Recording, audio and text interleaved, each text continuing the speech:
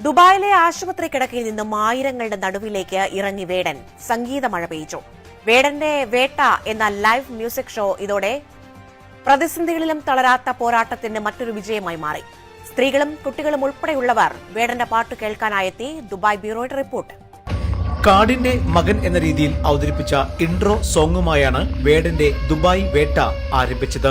വൈകിട്ട് 5:30 ഷോ തുടങ്ങും എന്ന് സംഘാടകർ അറിയിച്ചെങ്കിലും വേടന്റെ പെർഫോമൻസ് തുടങ്ങിയത് രാത്രി 10 മുതലാണ്. അതിനു മുമ്പ് സംഘത്തിലെ മറ്റുള്ളവർ സദസ്സിനെ ഇളക്കിമറിച്ചു.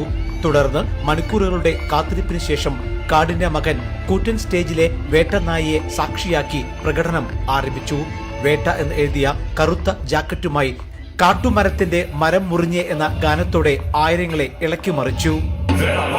കാട്ടുമരത്തിന്റെ മനം മുറിഞ്ഞേ, കാക്കിഭൂതങ്ങൾ വനം നിറഞ്ഞേ, എന്ന തോക്കുകൾ മന്ത്രമോദവും അമ്മ കിളി കരഞ്ഞേ. വനമകളൊരുത്തി നിന്റെ മാറു തുളഞ്ഞല്ലോ, മനവും തകർന്നു പേരുകാട് കരഞ്ഞല്ലോ. മലയിൽ ഉരുവെടുക്കും അരുവിരണ നിറഞ്ഞ് അർഗം കരിഞ്ഞല്ലോ.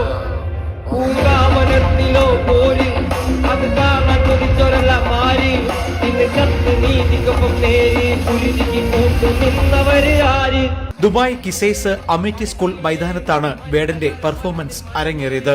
കടുത്ത പനിയും തളർച്ചയും മൂലം വേടൻ ആശുപത്രിയിൽ ചികിത്സയിലായിരുന്നുവെന്ന് അവതാരകർ ഇടയ്ക്കിടെ സ്റ്റേജിൽ ഓർമ്മിപ്പിക്കുന്നുണ്ടായിരുന്നു.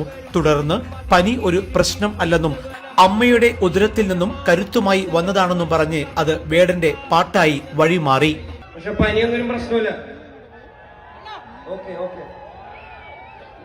പനിയൊന്നും ഒരു പ്രശ്നമല്ല. കോൺക്രീറ്റ്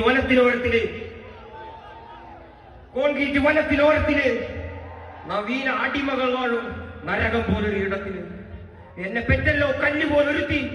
അവളെ ജാഫ്നയിൽ നിന്നാരോ തുരത്തി. അവളെ ഉദരത്തിൽ നിന്നും ഉരുവെടുത്തത് പരിധിയല്ലോ എരികിത്തി.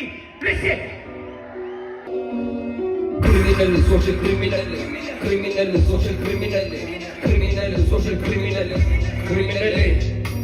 പാട്ടുകൾക്ക് ആവേശം വിതറി ഇടയ്ക്കിടെ തീയും പുകയും വർണ്ണക്കടലാസുകളും ആകാശത്തു നിന്നും പറന്നുയർന്നു.